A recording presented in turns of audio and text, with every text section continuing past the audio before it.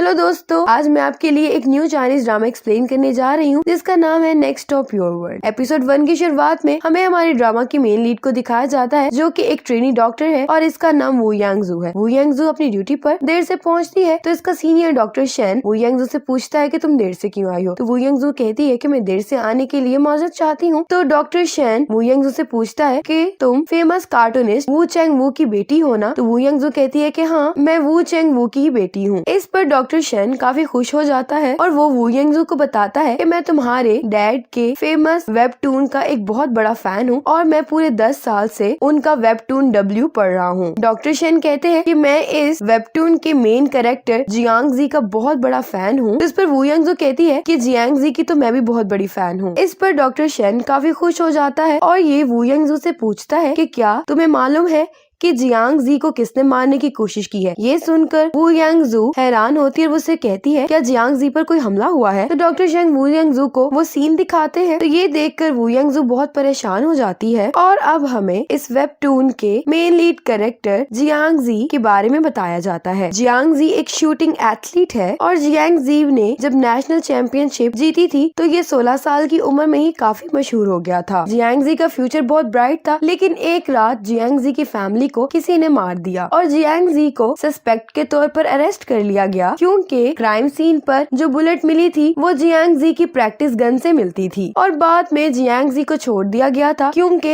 इसके खिलाफ कोई ठोस सबूत नहीं थे। लेकिन पब्लिक प्रेशर की वजह से जियांगजी ने एक दफा अपनी जान लेने की भी कोशिश की थी, लेकिन उसी लम्हे जियांगजी को ये रियलाइज हुआ कि मरने से ज्यादा जरूरी उसकी जिंदगी में कुछ और है और जियांगजी ने फैसला किया कि जिसने भी मेरी फैमिली को मारा है मैं उसे तलाश करके जरूर रहूंगा। और जियांगजी की कोशिशों के बाद अब जियांगजी ने एक बहुत बड़ा डब्ल्यू ग्रुप कायम कर लिया है। उसने सिर्फ 10 सालों में ही डब्ल्यू ग्रुप को एक बहुत बड़ी मल्टीनेशनल कंपनी बना लिया है। इन 10 सालों में जियांगजी ने कभी भी अपने फैमिली की मर्डर इन्वेस्टिगेशन के काम को रुकने नहीं दिया और वो अभी तक अपनी फैमिली के कातिल को ढूंढ रहा है और यही उसकी जिंदगी का मेन मकसद है। अब हमें जियांगजी को दिखाया जाता है जो अपने असिस्टेंट के साथ अपने पेंट हाउस में दाखिल होता है और जैसे ही जियांगजी लिफ्ट से बाहर निकलता है तो ये देखता है कि कोई शख्स वहाँ से भाग रहा होता है। जियांगजी उस शख्स के पीछे टॉप फ्लोर पर चला जाता है और तभी कोई शख्स जियांगजी पर हमला कर देता है। अब यही सीन वू यांगजू पढ़ रही होती है और ये देखने के बाद वू यांगजू अपने डैड के ऑफिस में जाती है, लेकिन वू यांगजू का डैड वहाँ पर नहीं होता और तभी लू फैंग वू चेंग वू का असिस्टेंट वू यांगजू को बताता है कि मिस्टर वू गायब हो गए हैं। तो वू यांगजू कहती है कि ये तुम क्या कह रहे हो। लू फैंग कहता है मेरे साथ आओ। लू फैंग कहता है कि मैंने सुबह मिस्टर वू को पेंटिंग करते हुए देखा था और मैंने उन्हें यहाँ से नीचे जाते भी नहीं देखा, लेकिन जब दोबारा मैं उनके पास आया तो वो यहाँ नहीं थे। अब ये दोनों इस बात पर हैरान होते हैं कि आखिर यहाँ से वू चेंग वू कहाँ जा सकता है। वू यांगजू लू फैंग को कहती है कि तुम उन स्पॉट्स पर जाओ जहाँ पर मेरे डैड अक्सर जाया करते हैं, हो सकता है वो तुम्हें वहीं मिल जाए। लू फैंग जब चला जाता है तो वू यांगजू अपने डैड के ऑफिस की चीजें देखने लगती है और इतने में इसके डैड का डिस्प्ले पैड ऑन हो जाता है और इस डिस्प्ले पैड में से कोई वू यांगजू को इस स्क्रीन के अंदर खींच लेता है। एक शख्स जख्मी हालत में लेटा होता है और उसने वू यांगजू को पकड़ा होता है और वो इससे मदद की अपील कर रहा होता है और ये और कोई नहीं बल्कि जियांगजी होता है। ये देखकर वू यांगजू काफी हैरान हो जाती है। वू यांगजू डॉक्टर है इसलिए ये जियांगजी को फर्स्ट एड देती है और इतने में जियांगजी का असिस्टेंट इसके पास आ जाता है और ये एम्बुलेंस को कॉल कर देता है। डॉक्टर्स आकर इसको चेक करते हैं और ये उसके असिस्टेंट को बताते हैं कि जियांगजी को फर्स्ट एड मिलने की वजह से अब इसकी कंडीशन खतरे से बाहर है। और फिर ये वू यांगजू के पास आता है और उसे कहता है कि मैं डब्ल्यू ग्रुप के इंटरनल अफेयर्स का मिनिस्टर हूँ। ये इसे अपना कार्ड देता है और इसे कहता है कि क्या मुझे आपका नाम मालूम हो सकता है क्योंकि हमें आपकी कॉर्पोरेशन की जरूरत पड़ेगी आगे पुलिस इन्वेस्टिगेशन में। तो वू यांगजू अपना विजिटिंग कार्ड इसको दे देती है। ये वू यांगजू से पूछता है कि क्या आप हमारे होटल में गेस्ट आई हैं? तो वू यांगजू कहती है कि नहीं। तो ये कहता है कि फिर तुम इस रूफटॉप पर कैसे आई? और इस बारे में तो वू यांगजू अभी तक खुद भी हैरान होती है, इसलिए कोई जवाब नहीं दे पाती। और जब वू यांगजू कार्ड पर इसका नाम पढ़ती है तो कहती है कि तुम जीचंग हो और तुम जियांगजी के साथ ही बड़े हुए हो ना। ये सुनकर जीचंग कहता है कि तुम्हें इस बारे में कैसे मालूम है और इतने में एक शख्स आकर जीचंग को अपने साथ ले जाता है, इसलिए वू यांगजू इस बात का जवाब नहीं दे पाती। अब जियांगजी को हॉस्पिटल ले जाते हैं और जब वू यांगजू गौर करती है अब यहाँ पर सामने लिखा आ रहा होता है टू बी कंटिन्यूड। जैसे ही ये लिखा आता है तो वू यांगजू वापस अपने डैड के ऑफिस में पहुँच जाती है और ये गौर करती है कि कॉमिक बुक खुद ही अपडेट हो जाती है और उसमें ये सीन भी ऐड हो जाता है जब वू यांगजू ने जियांगजी की जान बचाई। अब वू यंग ये देखकर हैरान हो रही होती है कि आखिर मैं कार्टून वर्ल्ड में कैसे जा सकती हूँ, ये तो नामुमकिन है। अब जियांगजी हॉस्पिटल में सोच रहा होता है कि जिसने मुझ पर हमला किया, क्या उसने मेरी फैमिली को भी मारा है, और अगर ऐसा है तो अब वो इतने सालों बाद मुझे क्यों मारने आया है। अब लू शेनशन जियांगजी के पास आती और उसे कहती है कि उस दिन जिस डॉक्टर ने तुम्हारी जान बचाई थी उसके बारे में सारी इन्फॉर्मेशन झूठी थी। उसने जिस हॉस्पिटल का बताया था वो हॉस्पिटल तो यहाँ पर एग्जिस्ट ही नहीं करता है। तो जियांगजी कहते हैं कि मुझे उस लड़की को जरूर तलाश करना होगा क्योंकि वही अब मेरी जिंदगी की है। अब लो फेंग वू यंगजू से कहता है कि मिस्टर वू कहीं पर बैठकर डब्ल्यू ड्रॉ कर रहे हैं और उन्होंने अब कॉमिक बुक में एक न्यू कैरेक्टर ऐड किया है। वो एक फीमेल डॉक्टर है और उन्होंने उसका नाम वू यंगजू रख दिया है। इतने मिस्टर वू वापस आ जाते हैं। वू यंगजू अपने डैड से पूछती है कि आप कहाँ गए थे, तो मिस्टर वू कहते हैं कि मैं वैसे ही वॉक पर चला गया था। मिस्टर वू यंगजू से पूछते हैं कि तुम कैसी हो, तुम्हें कहीं कोई चोट तो नहीं लगी। तो वू यंगजू कहती है कि मैं बिल्कुल ठीक हूँ। वू यंगजू अपने डैड से कहती है कि आपने मुझसे ये क्यों पूछा कि मुझे कोई चोट तो नहीं लगी। तो मिस्टर वू कहते हैं कि मैंने तो बस वैसे ही पूछ लिया। फिर वू यंगजू इसी न्यू कैरेक्टर के बारे में अपने डैड से पूछने लगती है। तो मिस्टर वू कहते हैं कि मेरे जहन में कोई न्यू कैरेक्टर नहीं आ रहा था और इसीलिए मैंने बिल्कुल तुम्हारे जैसा ही ये न्यू कैरेक्टर बना दिया है। वू यंगजू इस सारी सिचुएशन की वजह से काफी कंफ्यूज होती है, इसलिए ये अपने डैड से पूछती है कि डैड क्या ये कॉमिक आप ही ने ड्रॉ की है। तो मिस्टर वू कहते हैं कि मेरे अलावा और कौन ये कॉमिक ड्रॉ कर सकता है। अब जियांगजी सोच रहा होता है कि वू यंगजू आखिर तुम कहाँ पर हो, और अब वू यंगजू इस सीन को देख रही होती है। अब इतने में यहाँ पर डॉक्टर शेन आ जाते हैं और डॉक्टर शेन आकर वू यंगजू से कहता है कि आखिर तुम्हारे डैड ने इस न्यू कैरेक्टर को बिल्कुल तुम्हारे जैसा ही क्यों बना दिया है। यकीनन तुमने ही अपने डैड से जिद की होगी ऐसा करने के लिए। तो वू यंगजू कहती है कि मैं इस टाइम बहुत कंफ्यूज फील कर रही हूँ, इसलिए आप प्लीज यहाँ से चले जाएं। अब यहाँ पर वू यंगजू को लू फेंग की कॉल आती है और वो वू यंगजू को बताता है मिस्टर वू जियांगजी को फिर से मारने वाले हैं और इस बार मिस्टर वू एक नर्स के जरिए से जियांगजी को पेंसिलिन देने वाले हैं। पेंसिलिन का नाम सुनकर वू यंगजू हैरान हो जाती है और वो कहती है कि जियांगजी को तो इससे एलर्जी है। तो लू फेंग कहता है कि यही इस सीन का प्लॉट है। वू यंगजू अपने डैड को कॉल करती है और उसे कहती है कि आप जियांगजी को क्यों मार रहे हैं। अगर आपने इस सीरीज के एपिसोड 2 के बाद ही जियांगजी को मार दिया तो रीडर्स बहुत ज्यादा आप पर गुस्सा हो जाएंगे। इस बात पर मिस्टर वू गुस्सा करने लगते हैं और अपनी बेटी से कहते हैं कि तुम इस मामले से दूर रहो। वू यंगजू कहती है कि मैं जानती हूँ कि आपको मालूम है कि मैंने जियांगजी की जान बचाई है और ऐसा हकीकत में हुआ है और वो वाले कॉमिक के सीन आपने ड्रॉ नहीं किए हैं। तो मिस्टर वू कहते हैं कि आखिर तुम ऐसा कैसे कह सकती हो। तो वू यंगजू कहती है कि आपको कैसे मालूम था कि मैंने उस दिन क्या पहना हुआ है, क्योंकि ये वाला ड्रेस तो मैंने पहली बार पहना था उस दिन। तो मिस्टर वू कहते हैं कि तुम जो भी कहो, मैंने इस कैरेक्टर को ड्रॉ किया है और अब मैं इसको मारना चाहता हूँ। तो वू यंगजू कहती है कि जियांगजी हकीकत में एक इंसान है और अगर आपने कॉमिक में जियांगजी को मार दिया तो वो असल में मर जाएगा। इस बात पे मिस्टर वू कॉल कट कर देते हैं और अब जियांगजी के पास वो नर्स पहुंच जाती है जो जियांगजी को पेंसिलिन देने वाली होती है। ये नोटिस करने के बाद कि ये वाकई में ही कार्टून वर्ल्ड में आ गई है, वू यंगजू जल्दी से जियांगजी के रूम में जाती है और वो ड्रिप उतारती है जिसके अंदर पेंसिलिन होती है। जियांगजी से पूछता है कि तुम क्या कर रही हो। तो वो यंगजू उसको बताती है कि इस ड्रिप के अंदर पेंसिलिन है जिसकी वजह से तुम मरने वाले थे। जियांगजी वू यंगजू से कहता है कि आखिर तुम्हें कैसे पता कि मुझे पेंसिलिन से एलर्जी है। तो वू यंगजू इसको बताती है कि तुम जब छोटे थे तो तुमने गलती से पेंसिलिन ले ली थी और उसकी वजह से तब भी तुम्हारी जान बचाने में काफी टाइम लगा था। ये बोलने के बाद वू यंगजू को फील होता है कि इसे जियांगजी को ये बात नहीं बतानी चाहिए थी और फिर ये अपनी बात को कवर करने के लिए कहती है कि मैं तुम्हारी फैन हूँ, इसीलिए मुझे तुम्हारे बारे में हर बात मालूम है। अब जियांगजी वू यंगजू से पूछता है कि क्या तुम यहाँ पर काम करती हो। तो वू यंगजू कहती है कि मैं पहले यहाँ पर काम किया करती थी लेकिन अब मैं चीजू हॉस्पिटल में काम करती हूँ। तो जियांगजी इसे कहता है कि इस नाम का तो कोई हॉस्पिटल एग्जिस्ट ही नहीं करता है यहाँ पर। तो वू यंगजू फिर अपनी बात कवर करने के लिए कहती है कि इस नाम का हॉस्पिटल था लेकिन अब यह हॉस्पिटल बैंकरप्ट हो गया है और इसीलिए अब मैं एक फ्रीलांसर हूँ। तो जियांगजी कहता है कि अगर तुम एक फ्रीलांसर हो तो फिर तुम यहाँ पर क्या कर रही थी। तो वू यंगजू कहती है मुझे टीवी से मालूम हुआ था कि तुम मुझे ढूंढ रहे हो और इसीलिए मैं तुमसे मिलने के लिए आज यहाँ पर आई हूँ। और इतने में शेनशन और जीचंग आ जाते हैं। शेनशन को देखकर वू यूजन कहती है कि ये इस कार्टून की हीरोइन है और ये जियांगजी की बचपन की दोस्त और इसकी पर्सनल सेक्रेटरी है। शेनशन वू यूजन से कहती है तुम ही वू यंगजू हो ना जिसने पहली बार जियांगजी की जान बचाई थी। तो वू यंगजू कहती है कि हाँ मैं ही हूँ वो। शेनशन वू यंगजू से कहती है कि तुम काफी प्यारी हो। तो वू यंगजू कहती है कि नहीं मैं प्यारी नहीं हूँ, वैसे भी जियांगजी ने कहा था कि अगर मैं प्यारी हूँ तो फिर कोई भी खूबसूरत हो सकता है। ये बात भी वू यंगजू ने कॉमिक में पढ़ी थी और अब ये भी हैरान हो रहे होते हैं कि इसको इस बात के बारे में कैसे मालूम जो हमने आपस में की थी। और फिर जीचंग कहता है कि तुम्हें तुम्हें अभी हमारे साथ चलना होगा और पुलिस को अपनी स्टेटमेंट देनी होगी। वू यंगजू कहती है कि क्या जियांग जी मैं तुमसे अकेले में बात कर सकती हूँ, और जियांग जी इन दोनों से कहता है कि तुम दोनों मेरा बाहर वेट करो। शेनचन कहती है कि हम इस लड़की के बारे में अभी कुछ भी जानते नहीं है, इसलिए इसका तुम्हारे साथ अकेले रहना सेफ नहीं है। तो जियांग जी कहता है कि इस लड़की ने 2 दफा मेरी जान बचाई है, इसलिए इसे डरने की कोई बात नहीं है, इसलिए तुम दोनों मेरा बाहर वेट करो। जबकि दोनों बाहर चले जाते हैं तो वू यंगजू कहती है कि क्या मैं तुमसे एक फेवर मांग सकती हूँ। वू यंगजू कहती कि मैंने तुम्हारी जान बचाई है, इसलिए तुम मुझे ये फेवर दे दो कि मैं पुलिस को स्टेटमेंट नहीं देना चाहती हूँ। तो जियांग जी कहता है कि ऐसा क्यों। तो वू यंगजू कहती है कि मेरी आइडेंटिटी काफी स्पेशल है और मैं अपनी आइडेंटिटी को रिवील नहीं करना चाहती हूँ, इसलिए क्या तुम इसमें मेरी मदद कर सकते हो। तो वू यंगजू कहती है कि मुझे अभी जाना होगा और जब सही वक्त आ जाएगा तो मैं तुम्हें बता दूंगी कि मैं अपनी आइडेंटिटी रिवील क्यों नहीं करना चाहती हूँ। जियांग जी कहता है कि अगर तुम चाहती हो कि मैं तुम्हारी बात का यकीन करूँ तो तुम्हें मुझे एक फिक्स टाइम देना होगा। फिर जियांग जी कहता है कि चलो ठीक है, जब मैं हॉस्पिटल से डिस्चार्ज हो जाऊंगा तो तब हम दोबारा मिलेंगे। वू यंगजू कहती है कि ठीक है। वू यंगजू जाने लगती है तो जियांग जी वू यंगजू को रोकता है और वू यंगजू को जियांग जी एक फोन देता है और कहता है कि मैं तुमसे इसी फोन पर कांटेक्ट करूंगा। अब वू यंगजू बस स्टैंड पर जाकर बैठ जाती है और ये सोच रही होती है कि अब ये वापस अपनी दुनिया में कैसे जाएगी। फिर वू यंगजू को याद आता है कि लास्ट टाइम वहाँ पर टू बी कंटिन्यूड लिखा आया था, इसका मतलब ये है कि मैं तभी अपनी दुनिया में वापस जा सकती हूँ जब ये चैप्टर फिनिश होगा। और फिर वू यंगजू अपनी घड़ी को नोटिस करती है तो उसमें टाइम बहुत स्पीडीली चेंज हो रहा होता है और कुछ ही देर बाद ही गर्मियों का मौसम आ जाता है। ये सब देखकर वू यंगजू बहुत हैरान होती है और फिर इतने में ही वू यंगजू को जियांग जी की कॉल आती है और वो उसको बताता है कि मैं आज ही हॉस्पिटल से डिस्चार्ज हुआ हूँ और अब मैं तुमसे मिलना चाहता हूँ, तुम मुझे ये बताओ कि तुम कहाँ पर हो। तो वू यंगजू कहती है कि हॉस्पिटल के सामने ही जो बस स्टैंड है मैं वहाँ पर हूँ। और थोड़ी देर बाद ही जियांग जी वहाँ पर आ जाता है। जियांग जी वू यंगजू से कहता है कि तुमने इन 2 महीनों में मेरा इंतजार तो किया होगा। फिर जियांग जी नोटिस करता है कि वू यंगजू ने वही कपड़े पहने हुए हैं, तो ये वू यंगजू से कहता है कि तुम जब मुझसे लास्ट टाइम मिली थी तब भी तुमने यही कपड़े पहने हुए थे और अब भी यही पहने हुए हैं। तो वू यंगजू कहती है कि मेरे पास ज्यादा कपड़े नहीं है। और फिर जियांग जी वू यंगजू को एक क्लोथिंग स्टोर में ले आता है। अब वू यंगजू कपड़े ट्राई कर रही होती है और ये सोचती है कि कार्टून वर्ल्ड में 2 महीने गुजर गए हैं, अगर कार्टून वर्ल्ड में 2 महीने गुजरे हैं तो फिर रियल वर्ल्ड में कितना टाइम गुजरा होगा। और फिर ये परेशान होने लगती है कि आखिर ये वापस अपनी दुनिया में कैसे जाए। फिर वू यंगजू अपना दिमाग चलाती है और वो कहती है कि हर चैप्टर किसी न किसी सस्पेंस मोमेंट पर खत्म होता है, इसका मतलब है कि अगर मैं वापस जाना चाहती हूँ तो मुझे कुछ ऐसा करना होगा जिससे जियांग जी चौंक जाए। और फिर इसके दिमाग में एक आइडिया आता है और ये ट्राई रूम से बाहर आती है और बाहर आते ही वू यंगजू जियांग जी के मुंह पर थप्पड़ मारती है। वू यंगजू कहती है कि ये ट्रिक तो काम नहीं की। जियांग जी वू यंगजू से कहते हैं कि तुम क्या कर रही हो, और अब वू यंगजू सोचती है कि वो क्या करे। तो फिर वू यंगजू जियांग जी को किस करती है और ये ट्रिक काम कर जाती है और फिर वहाँ पर लिखा आ जाता है टू बी कंटिन्यूड। ये देखने के बाद वू यंगजू जल्दी से ट्राई रूम में चली जाती है। जियांग जी वू यंगजू की इस हरकत पर काफी हैरान होता है और जब ये ट्राई रूम में वू यंगजू को देखने के लिए जाता है तो वू यंगजू वापस अपने रियल वर्ल्ड में जा चुकी होती है, इसलिए यहाँ पर मौजूद नहीं होती। अब वू यंगजू रियल वर्ल्ड में पहुँचने के बाद वेबटून खोलकर देखती है तो ये सीन भी वेबटून पर अपडेट हो गया होता है। फिर लू फैंग मिस्टर वू के पास आता है और कहता है कि एडिटर ने अभी मुझे कॉल की थी कि नेक्स्ट एपिसोड अपलोड हो गई है। तो मिस्टर वू कहते हैं कि वो गलती से अपलोड हो गई है, तुम जल्दी से जाकर इंटरनेट से ये एपिसोड रिमूव करवाओ। तो लू फैंग कहता है कि इसे 1 लाख लोगों ने देख भी लिया है, लेकिन मिस्टर वू कहते हैं कि मैंने तुम्हें कहा है ना, तुम इंटरनेट से जाकर ये एपिसोड रिमूव करवाओ। लू फैंग चला जाता है तो मिस्टर वू को वू यंगजू की कॉल आती है। वू यंगजू अपने डैड से कहती है कि क्या ये देखने के बाद भी आपको यही लगता है कि जियांग जी सिर्फ एक कैरेक्टर है। वू यंगजू अपने डैड को बताती है मैं 2 दफा जियांग जी से मिल चुकी हूँ और मैंने 2 दफा ही जियांग जी की जान भी बचाई है। तो मिस्टर वू कहते हैं कि क्या तुम मुझे कातिल कह रही हो। मिस्टर वू कहते हैं कि मैंने ये सारी स्टोरी क्रिएट की है और अब मैं चाहता हूँ इस कैरेक्टर का एंड करना, तो इसमें गलत क्या है। मिस्टर वू कहते हैं कि जब जियांग जी रूफ से छलांग मार कर खुदकुशी करने वाला था तभी मुझे उसकी जान ले लेनी चाहिए थी। मिस्टर वू गुस्से में आकर अपनी बेटी से कहते हैं कि सिर्फ इसको एक फैंटेसी कैरेक्टर समझो और भूल जाओ। तो वू यंगजू कहती है कि डैड मैंने इन तमाम सिनेरियोस को गुजार कर देखा है और आप ही बताएं कि अब मैं इसको सिर्फ फैंटेसी कैसे समझ सकती हूँ। इस बात पे मिस्टर वू कॉल कट कर देते हैं और अपने डिस्प्ले पैड लेकर वहाँ से चले जाते हैं। अब जियांग जी कार्टून वर्ल्ड में वू यंगजू को ढूंढ रहा होता है, लेकिन कहीं पर भी वू यंगजू से नहीं मिल रही होती। और अब मिस्टर वू फिर से जियांग जी को मारने के लिए एक और सिनेरियो बनाते हैं और इस बार मिस्टर वू कॉमिक पर ये ड्रॉ कर रहे होते हैं कि जियांग जियांग जी का एक बड़े ट्रक के साथ एक्सीडेंट हो जाएगा, लेकिन मिस्टर वू जो भी ड्रॉ करते हैं वैसा कुछ भी नहीं होता और जियांग जी की जान बच जाती है और कॉमिक पर से खुद ही वो सीन रिमूव हो जाते हैं जिसमें मिस्टर वू ने ये ड्रॉ किया होता है कि जियांग जी का एक्सीडेंट हो जाएगा। अब वू यंग जू अपने डैड के ऑफिस पहुंचती है तो लू फेंग वेबटून पढ़ रहा होता है और ये वू यंग जू से कहता है कि तुमने तो बिल्कुल वैसा ही ड्रेस पहना हुआ है जैसा कि वेबटून में तुम्हारे डैड ने ड्रॉ किया है। तो वो यंग जू लू फेंग से कहती है कि तुम्हें क्या लगता है ऐसा ड्रेस मेरे लिए आखिर कौन बाय कर सकता है। तो लू फेंग कहता है कि तुम्हारे डैड ने तुम्हारे लिए ये ड्रेस बाय किया होगा, जरा जोर डालो अपने ज़हन पर सोच के बताओ कि आखिर उन लोगों में से जिनको मैं जानती हूँ ऐसा ड्रेस कौन खरीद सकता है। तो लू फेंग कहता है कि प्लीज ये मत कहना कि जियांग जी ने तुम्हारे लिए ये ड्रेस खरीदा है। तो वू यंग जू कहती है कि ऐसा ही है। ये बात सुनकर लू फेंग काफी हैरान होता है। वू यंग जू इसको बताती है ये तमाम सीन्स मेरे डैड ने ड्रॉ नहीं किए बल्कि मैं ही कॉमिक वर्ल्ड में खुद ब खुद चली जाती थी। ये बात सुनकर तो लू फेंग के होश उड़ जाते हैं। अब जियांग जी जीचंग से कहता है कि क्या तुम्हें अभी तक वू यंग जू नहीं मिली। तो जीचंग कहता है कि वू यंग जू गायब हो गई है, उसका कोई भी निशान मुझे नहीं मिला है जिसके जरिए से मैं उसे तलाश कर पाऊँ। अब लू फेंग वू यंग जू से पूछता है कि आखिर तुम कैसे कॉमिक वर्ल्ड में गई थी। तो वू यंग जू कहती है कि ये बात तो मुझे खुद भी मालूम नहीं है, लेकिन एक बात मुझे मालूम हो गई है वो ये है कि उस दुनिया का मेन फोकस जियांग जी है। कोई भी चीज जो उससे रिलेटेड नहीं है वो अपडेट नहीं होती कॉमिक बुक में, जैसे वो जगह जो मैंने कॉमिक वर्ल्ड में जाकर विजिट की और जो चीजें मेरे माइंड में चल रही थी वो वेबटून में अपडेट नहीं हुई। और हर चैप्टर तभी एंड होता है जब जियांग जी किसी बात को लेकर शॉक्ड हो जाता है और तभी मैं अपनी दुनिया में वापस आ सकती हूँ। अब लू फेंग कहता है कि इसका मतलब ये है कि तुमने वाकई में ही जियांग जी को किस की है। तो वू यंग जू कहती है कि मुझे उस टाइम पर कुछ समझ नहीं आया और इसलिए मैंने ऐसा कर दिया। तो लू फेंग कहता है कि तुमने जानकर ऐसा किया होगा क्योंकि मैं जानता हूँ कि तुम उसकी बहुत बड़ी फैन हो। तो वू यंग जू कहती है कि ऐसी कोई भी बात नहीं है, मैं तो बस अपनी दुनिया में वापस आना चाहती थी। अब लू फेंग वू यंग जू को बताता है कि तुम्हारे डैड आज ही इस कॉमिक बुक को खत्म करना चाहते हैं और वो फिर से जियांग जी को मारने वाले हैं। ये बात सुनकर वू यंग जू कॉमिक बुक W के कैरेक्टर्स के प्लॉट्स को चेक करने लगती है। लू फेंग वू यंग जू से कहता है कि तुम्हारे इस कॉमिक बुक में जाने की वजह से इस पूरी कॉमिक बुक और इसके कैरेक्टर्स के प्लॉट चेंज हो गए हैं। अब ये बात सुनकर वू यंग जू ये सोच रही होती है कि आखिर मैं कार्टून वर्ल्ड में कैसे जा सकती हूँ। वू यंग जू यही सोच रही होती है कि ये अचानक कार्टून वर्ल्ड में पहुँच जाती है। अब शेनशन को उस क्लोथिंग स्टोर की मैनेजर वो सब कुछ बता देती है जो यहाँ पर हुआ होता है और क्लोथिंग स्टोर की मैनेजर शेनशन को बताती है कि वू यंग जू ट्राई रूम में ही है। अब ये देखकर ये सारे हैरान हो रहे होते हैं कि पहले वू यंग जू यहाँ से गायब हो गई थी और फिर अचानक ही यहाँ पर आ गई है। अब शेनशन जियांग जी को कॉल करके बताती है कि मैंने वू यंग जू को ढूंढ लिया है। जियांग जी जल्दी से यहाँ पर आता है। वू यंग जू बेहोश होती है इसलिए जियांग जी वू यंग जू को यहाँ से उठाकर घर ले जाता है। अब जीचंग जियांग जी से पूछता है कि आखिर ये क्या हो रहा है। तो जियांग जी कहता है कि अब फाइनली ये लड़की मेरे पास है और अब मैं इससे अपने तमाम सवालों के जवाब ले सकता हूँ। जियांग जी सोया होता है और ख्वाब में जियांग जी को वो सीन याद आता है जब ये बिल्डिंग से छलांग लगाकर खुदकुशी करने वाला था। इस वजह से जियांग जी की आंख खुल जाती है और फिर जियांग जी वू यंग जू को देखने के लिए उसके पास आता है। जियांग जी वू यंग जू से कहता है कि तुम्हारी तबीयत कैसी है अब। तो वू यंग जू कहती है कि मेरी तबीयत अभी भी पूरी तरह से ठीक नहीं हुई। फिर वू यंग जू कहती है कि मैं कहाँ पर हूँ। तो जियांग जी कहता है कि ये मेरा घर है। तो वू यंग जू कहती है कि ये जोंगी विला है ना जो शहर से दूर है और इस विला का सिक्योरिटी सिस्टम बहुत टॉप क्लास का है। ये सुनने के बाद जियांग जी वू यंग जू से कहता है कि तुम और मेरे बारे में क्या जानती हो। वू यंग जू कहती है कि तुम अपनी फैमिली के मर्डर के बाद ट्रॉमाटाइज हो गए थे इसलिए तुमने ये विला खरीदा जो डाउनटाउन से दूर है। तो जियांग जी कहते हैं कि आखिर तुम ये सब कैसे जानती हो। तो वू यंग जू कहती है कि जब तुम उस बिल्डिंग की रूफ से छलांग लगाने लगे थे तो उस सीन की वजह से मैं बहुत डर गई थी और मैं उस सीन को पढ़कर बहुत रोई थी। इसके बाद वू यंग जू फिर से मेडिसिन की वजह से सो जाती है। अब जियांग जी अपने रूम का दरवाजा खोलता है तो सामने कोई शख्स खड़ा होता है और ये जियांग जी पर हमला कर देता है। जियांग जी इससे अपनी जान बचाता है और फिर ये शख्स विला से बाहर भाग जाता है। जियांग जी इसको पकड़ने की पूरी कोशिश करता है लेकिन जियांग जी उसको पकड़ नहीं पाता। अब ये सीन भी वेबटून पर अपडेट हो गए होते हैं। ये देखकर मिस्टर वू को गुस्सा आता है और ये अपना ड्राइंग पैड नीचे फेंक देते हैं। अब जियांग जी अपने विला के गार्ड्स को बुलाता आता है और उनसे कहता है कि मैंने तुम लोगों को कहा भी था कि तुम लोगों को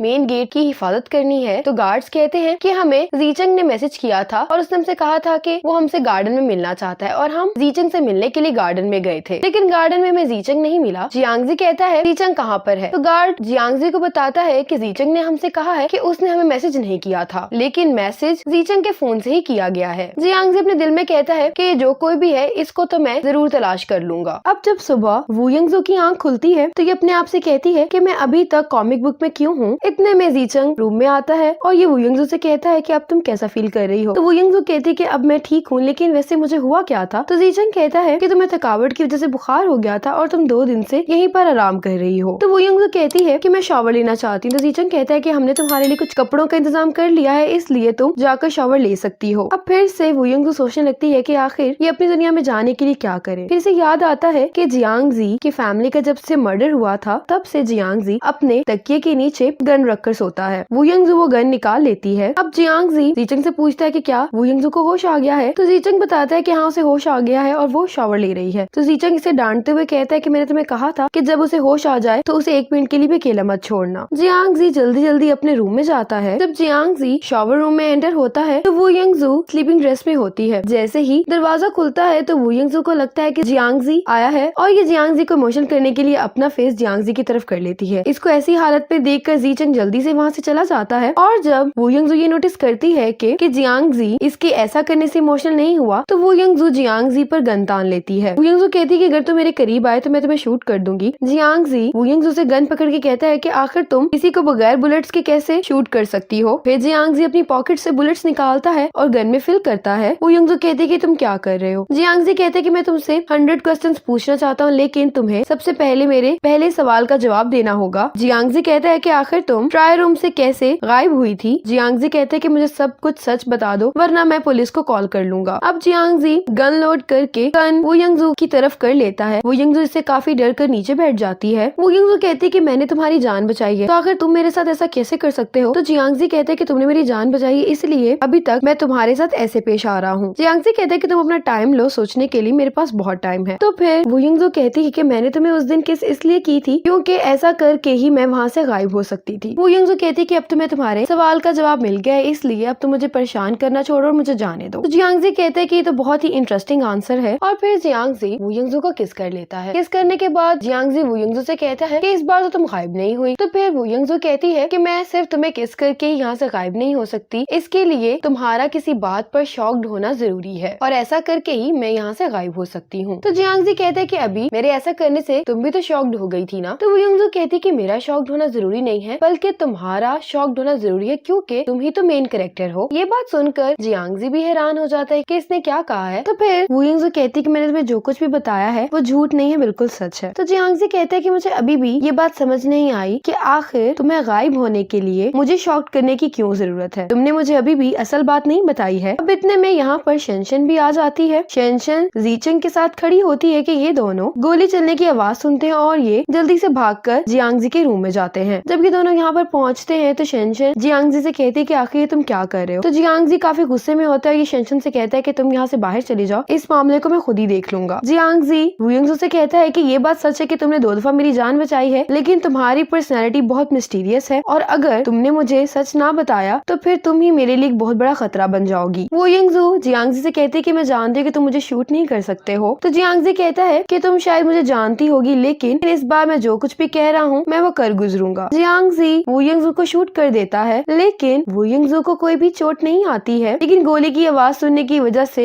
ये बेहोश हो जाती है। अब जब दोबारा वू यंगजू को होश आता है तो ये गुस्से में जियांगजी से कहती है कि तुम आखिर मुझे शूट कैसे कर सकते हो? तो जियांगजी कहते हैं कि मुझे इस बात का मालूम है कि तुम्हें गोली लगने से कुछ भी नहीं होना था। तो वू यंगजू कहती है कि आखिर तुम ये बात कैसे जानते हो? तो जियांगजी कहते हैं कि मुझे लगता है कि शायद तुम इस दुनिया से नहीं हो। जियांगजी कहते हैं कि ठीक है, अगर तुम ये मुझे बात नहीं बताना चाहती तो कोई बात नहीं, और अब वैसे भी तुम मुझसे भाग नहीं सकती हो क्योंकि मुझे ये बात मालूम हो गई है कि तुम्हारा गायब होना मेरे से रिलेटेड है। जियांगजी वू यंगजू से कहता है कि जब तक तुम मेरे तमाम सवालों के जवाब नहीं दे सकती तुम्हें मेरे साथ रहना होगा। ये बात सुनकर वू यंगजू बहुत हैरान होती है। तो जियांगजी कहता है कि अगर तुम मेरे साथ रहना नहीं चाहती हो तो तुम मेरे तमाम सवालों के जवाब दे दो, इस तरह से मेरी भी तमाम क्यूरियोसिटीज खत्म हो जाएंगी और तुम भी अपने घर वापस जा पाओगी। इस बात पे वू यंगजू कोई जवाब नहीं देती। तो जियांगजी कहता है कि अगर तुम्हारे लिए मुझे सच बताना इतना ही मुश्किल है तो तुम फिर मेरे साथ रह सकती हो। और फिर इतने में रूम में जीचंग आ जाता है। जियांग जी वू यंगजू को एक फोन देकर उसे कहता है कि जब तक तुम यहाँ पर हो तुम मुझसे राब्ता करने के लिए ये फोन यूज कर सकती हो। अब ये दोनों जाने लगते हैं तो वू यंगजू जियांग जी से कहती है कि मैं तुमसे प्यार करती हूँ। तो जियांग जी कहते हैं कि क्या तुम फिर से मुझे शॉक करने की कोशिश कर रही थी। तो वू यंगजू कहती है कि मैं सिर्फ एक बार ट्राई करना चाहती थी लेकिन ये काम नहीं किया। अब वू यंगजू जियांग जी के पीछे भागते हुए आती है और जियांग जी से कहती है कि तुम्हें रास्ते में जाते हुए केयरफुल रहना होगा। तो जियांग जी कहता है कि तुम इसलिए पूछ रही हो कि तुम्हें डर है कि मेरे साथ फिर कुछ हो जाएगा। तो वू यंगजू कहती है कि अब मैं यहाँ पर हूँ इसलिए मुझे ये नहीं मालूम कि तुम्हारे साथ आगे क्या हो सकता है। ये बात सुनकर जियांग जी हैरान होता है। इससे कहता है कि जब तुम वहाँ होती थी फिर ये मालूम होता था कि मेरे साथ क्या होने वाला है। तो वू यंगजू कहती है कि हाँ। तो जियांग जी कहता है कि अब मैं तुम्हारे बारे में मजीद क्यूरियस हो गया हूँ। तुम मुझे सच भी नहीं बताना चाहती हो और तुम मेरी इतनी केयर भी कर रही हो। तो वू यंगजू कहती है कि मैं चाहती हूँ कि तुम्हारी स्टोरी की हैप्पी एंडिंग हो। मैं तुम्हारी फैन हूँ इसलिए मैं चाहती हूँ कि तुम बस केयरफुल रहो। तो जियांग जी कहता है कि ठीक है। फिर जियांग जी वू यंगजू से कहता है कि तुम्हारी एज क्या है। तो वू यंगजू कहती है कि मैं 30 इयर्स की हूँ। जियांग जी कहता है कि मेरी भी सेम एज है। और जियांग जी साथ ही वू यंगजू से पूछता है कि क्या तुम्हारी शादी हुई है। तो वू यंगजू कहती है कि नहीं। तो जियांग जी कहते हैं कि ये अच्छा है और ये कहकर जियांग जी जीचंग के साथ चला जाता है। और अब वू यंगजू को समझ आ जाती है कि वो बार बार कॉमिक बुक में क्यों आ रही है। इसकी वजह ये है क्योंकि जियांग जी ने ये कहा था कि वू यंगजू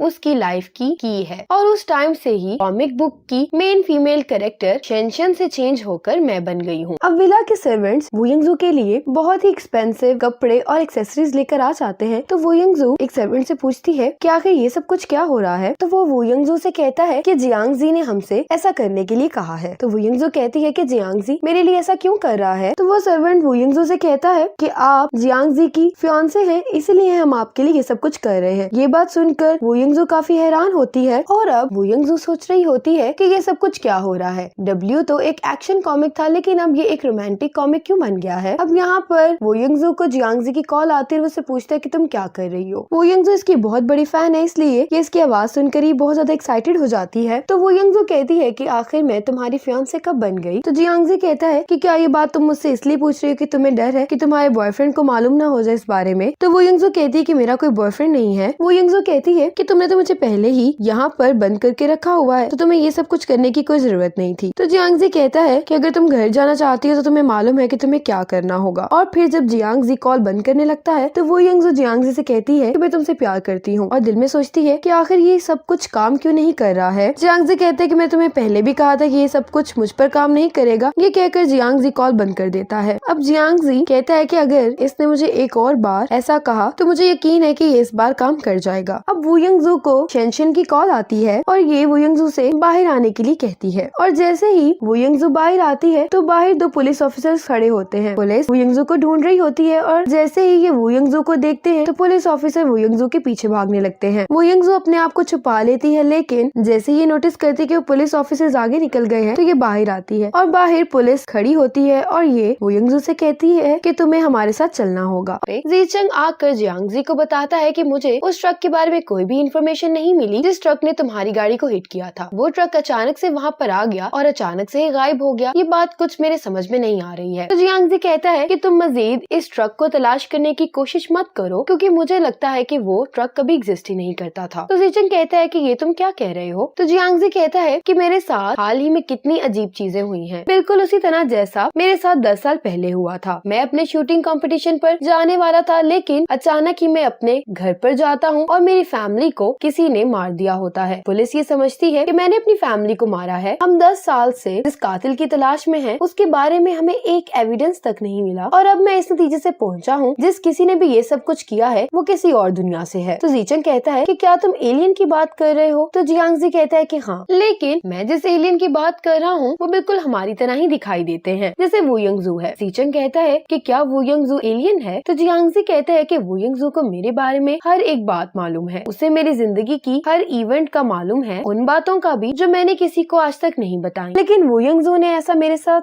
नहीं किया है क्योंकि वो मेरी जान बचाना चाहती है। लेकिन हो सकता है कि उसकी दुनिया से कोई शख्स मेरे साथ ये सब कुछ कर रहा हो। अब वू यंगजू पुलिस ऑफिसर्स को देखने के बाद जियांग जी को कॉल कर देती है कि पुलिस मुझे पकड़ने वाली है। तो जियांग जी जल्दी से अपने गार्ड्स को कॉल करता है और वो उनसे कहता है कि तुम्हें वू यंगजू को प्रोटेक्ट करना होगा और इस बात का ख्याल रहे कि पुलिस वू यंगजू को ना लेकर जाए। लेकिन पुलिस पुलिस वो यंगजू को ले जाती है और वो यंगजू अपना फोन वहीं पर फेंक देती है। जब गार्ड्स वहाँ पर पहुँचते हैं तो वहाँ पर गार्ड्स को वो यंगजू का फोन मिलता है और फिर गार्ड्स जियांगजी को बताते हैं कि पुलिस वो यंगजू को ले गई है। अब पुलिस स्टेशन पहुंचकर जियांगजी शेंचन को कॉल करता है और जियांगजी शेंचन से कहता है कि आखिर तुमने पुलिस को वो यंगजू के बारे में क्यों बताया। तो शेंचन कहती है कि वो लड़की तुम्हारे लिए डेंजरस है, इसीलिए मैंने पुलिस को बता दिया। मैं तुम्हारे बारे में अच्छा ही सोचती हूँ और ये डिसीजन भी मैंने तुम्हारी बेहतरी के लिए ही लिया है, और वैसे भी अगर उसका कोई कसूर नहीं है तो पुलिस इन्वेस्टिगेशन करने के बाद उसको छोड़ देगी। जियांगजी शेंचन से कहता है कि वो यंगजू ने पुलिस से पकड़े जाने से पहले मेरा दिया हुआ फोन वहीं पर फेंक दिया, क्योंकि वो नहीं चाहती थी कि उसकी वजह से मैं किसी बड़ी मुसीबत में फंस जाऊं। भला वो यंगजू कैसे मुझे नुकसान पहुंचा सकती है। ये कहकर गुस्से में जियांगजी फोन बंद कर देता है। जियांगजी वो यंगजू से कहता है कि पुलिस तुम्हारी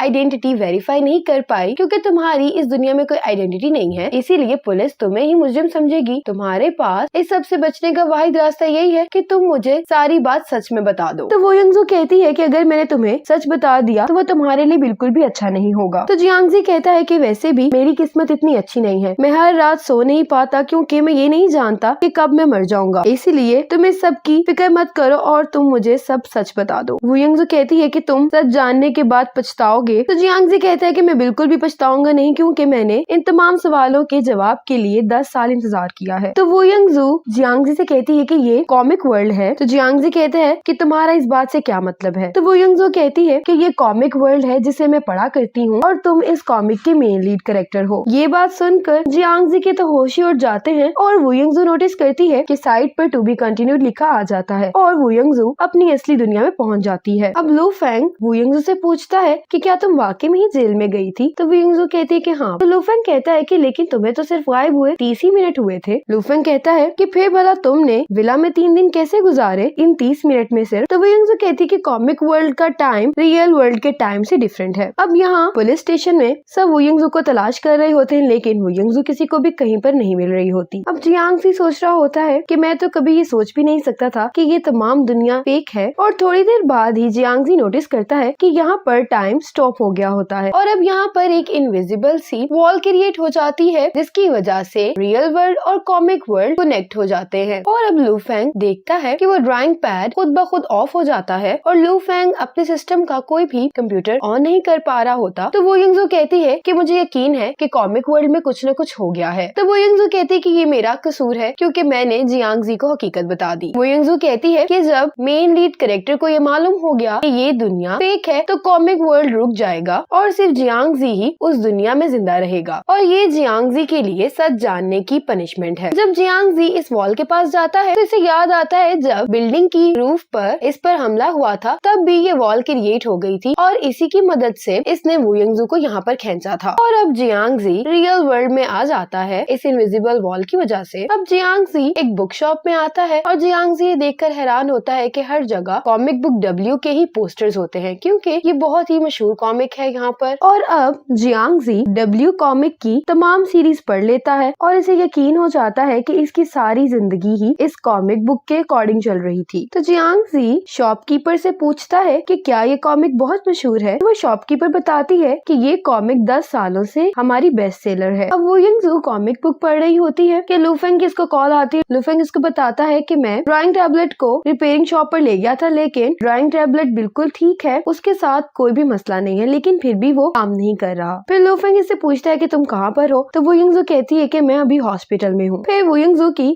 एक फ्रेंड आती है और उससे कहती है कि क्या तुमने एंगेजमेंट करवा ली है। तो वो यंगजू कहती है कि नहीं। तो वो यंगजू की फ्रेंड आकर उसको बताती है कि बाहर एक लड़का आया है, वो ये कह रहा है कि वो तुम्हारा फियांसे है। ये सुनने के बाद जल्दी से वो यंगजू बाहर जाती है और वो यंगजू ये देखकर बहुत हैरान होती है कि जियांगजी इस दुनिया में आ गया है। वो यंगजू और जियांगजी बात करने के लिए साइड पर आते हैं। वो यंगजू कहती है कि क्या मैं फिर से कॉमिक बुक में आ गई हूँ, लेकिन ये तो वही हॉस्पिटल जहाँ मैं काम करती हूँ। तो जियांगजी कहता है कि मैं तुम्हारी दुनिया में आया हूँ। वो यंगजू कहती है कि तुम मेरी दुनिया में कैसे आ गए हो। तो जियांगजी कहता है कि मेरी दुनिया रुक गई है, मेरी दुनिया में हर चीज रुक गई है सिवाय मेरे, और इसी वजह से मैं यहाँ पर आ गया हूँ। लेकिन मुझे अभी भी ये बात समझ नहीं आ रही कि मैं आखिर अभी तक क्यों जिंदा हूँ। जियांगजी कहता है कि मैंने यहाँ आने के बाद डब्ल्यू कॉमिक की तमाम सीरीज खुद पढ़ी है और अब मुझे मालूम हो गया है कि तुम मुझे इतने अच्छे से कैसे जानती हो, क्योंकि तुमने मेरी जिंदगी का हर पार्ट कॉमिक बुक में पढ़ा है। वो यंगजू जियांगजी से पूछती है कि क्या तुम ठीक हो। जियांगजी कहता है कि मैं बहुत पछता रहा हूँ कि मैंने तुम्हारी बात नहीं मानी। जियांगजी कहता है कि मुझे सच जानने की इतनी ख्वाहिश थी, इसीलिए मैंने तुम्हारी वार्निंग की भी परवाह नहीं की, लेकिन मैंने ये नहीं सोचा था कि मेरी दुनिया के साथ ये हो जाएगा। जियांगजी कहते हैं कि मुझे याद है कि तुमने मुझे अपने हॉस्पिटल का नाम बताया था, इसलिए मैंने एक लम्हा नहीं लगाया यहाँ आने में। असल में मैं यहाँ तुम्हारा शुक्रिया अदा करने आया हूँ क्योंकि तुमने सारे टाइम मेरी काफी हेल्प की है। इतने में वू यंगजू को इसकी फ्रेंड डॉक्टर की कॉल आती है, ऑपरेशन जल्दी स्टार्ट होने वाला है, इसलिए तुम्हें वापस आना होगा। जियांगजी कहता है कि तुम बिजी लग रही हो, इसलिए तुम्हें अपने काम पर वापस जाना चाहिए। वू यंगजू कहती है कि तुम्हें तो इस दुनिया के बारे में कुछ भी मालूम नहीं है, तो फिर तुम कहाँ जाओगे? इसलिए वू यंगजू कहती है कि तुम यहीं पर मेरा वेट करो, ऑपरेशन इतना बड़ा नहीं है, इसलिए मुझे सिर्फ 1 घंटा लगेगा, तो तुम वादा करो कि तुम यहाँ से कहीं नहीं जाओगे। वू यंगजू कहती है कि इस दुनिया में मुझे तुम्हारा गार्डियन बनने दो, कि यहाँ पर ना तुम्हारे पास पैसे हैं और ना ही घर। मैं इस सब से गुजर चुकी हूँ, इसीलिए मैं तुम्हारी फीलिंग्स को समझ सकती हूँ कि तुम अभी कैसा महसूस कर रहे होगे। वू यंगजू कहती है कि मेरे पास यहाँ पर जॉब है, मैं तुम्हारी तरह कोई सीईओ तो नहीं हूँ, लेकिन फिर भी मैं तुम्हें खाना खिला सकती हूँ और मेरे पास एक घर भी है। वू यंगजू जाने लगती है तो जियांगजी वू यंगजू का हाथ पकड़ लेता है और वू यंगजू को जियांगजी किस कर लेता है। वू यंगजू कहती है कि आखिर तुमने ऐसा क्यों किया? जियांगजी कहता है कि कॉमिक बुक पढ़ने के बाद मुझे इस बात का एहसास हुआ कि मैंने अपनी सारी जिंदगी कभी भी अपने लिए नहीं सोचा, लेकिन तुम्हारे मेरी जिंदगी के आने के बाद मुझे खुशी का एहसास हुआ है। जियांगजी वू यंगजू से बात ही कर रहा होता है कि इतने में फिर वू यंगजू को कॉल आ जाती है और वू यंगजू जल्दी से यहाँ से चली जाती है। अब जियांगजी वू यंगजू के डैड के कॉमिक स्टूडियो में आता है। स्टूडियो का दरवाजा लॉक होता है, इसलिए जियांगजी विंडो के थ्रू अंदर दाखिल होता है। जियांगजी स्टूडियो में पड़ी डब्ल्यू की तमाम चीजें देख रहा होता है और उसे हर एक चीज पर गुस्सा आ रहा होता है। अब वू यंगजू ऑपरेशन थिएटर से आने के बाद जियांगजी को देखने के लिए आती है, लेकिन जियांगजी वहाँ पर नहीं होता है। वू यंगजू को समझ नहीं आ रही होती कि जियांगजी आखिर में कहाँ गया होगा। अब यहाँ स्टूडियो में वू चैंग-वू आते हैं और मिस्टर वू को मैसेज आता है कि आप कहाँ पर हैं। वू यंगजू को कुछ हो गया है। ये मैसेज पढ़ने के बाद मिस्टर वू अपनी बेटी को कॉल करते हैं और अब यहाँ पर पीछे से जियांगजी भी आ रहा होता है। वू यंगजू कॉल उठा लेती है और तभी जियांगजी मिस्टर वू से कहता है कि फाइनली मुझे आपसे मुलाकात करने का मौका मिल ही गया। जियांगजी की आवाज सुन के वू यंगजू भी जल्दी से यहाँ से भागती है। जियांगजी मिस्टर वू से कहता है मेरे पास आपसे करने के लिए बहुत सी बातें हैं। जियांगजी मिस्टर वू से कहता है कि आप बैठ जाइए, लेकिन मिस्टर वू अपने टेबल से एक कटर उठाते हैं और जियांगजी पर हमला करने लगते हैं, लेकिन जियांगजी मिस्टर वू का हाथ पकड़ लेता है और जियांगजी फिर गन निकाल लेता है। वू यंगजू अपने डैड के साथ कॉल पर ही होती है, तो ये अपने डैड से पूछती है कि डैड क्या आप ठीक हैं, और साथ ही वू यंगजू जियांगजी से भी कहती है कि तुम मेरे डैड के साथ क्या कर रहे हो। जियांगजी कहता है कि तुम्हें अपनी बेटी का शुक्रगुजार होना चाहिए, अगर वो हमारे दरमियान ना होती तो मैं तुम्हें कभी भी इतनी आसानी से ना छोड़ता। तुमने मुझे मारने की हर मुमकिन कोशिश की है, लेकिन हर बार तुम्हारी बेटी ने ही मेरी जान बचाई है। जियांगजी कहता है कि अब मुझे मालूम हुआ कि तुम्हारे भी जिस्म से खून बहता है, लेकिन कॉमिक बुक में कभी भी ऐसा नहीं होता था। कॉमिक बुक में बार बार आप आते थे वू यंगजू की बजाय, और फिर हमें सीन दिखाया जाता है कि एक दिन मिस्टर वू ड्राइंग पैड पर कॉमिक ड्रा कर रहे होते हैं और साथ में ड्रिंक भी कर रहे होते हैं, और उसी वक्त ड्राइंग पैड की स्क्रीन कॉमिक वर्ल्ड से कनेक्ट हो जाती है और जियांगजी मिस्टर वू को इसके जरिए से कॉमिक बुक में खींच लेता है। जियांगजी मिस्टर वू से मदद के लिए कह रहा होता है, लेकिन मिस्टर वू जियांगजी की मदद करने की बजाय जियांगजी को मारने की कोशिश करते हैं। मैंने इसके बारे में कभी भी किसी को नहीं बताया क्योंकि मेरे पास इस चीज का कोई सबूत नहीं था,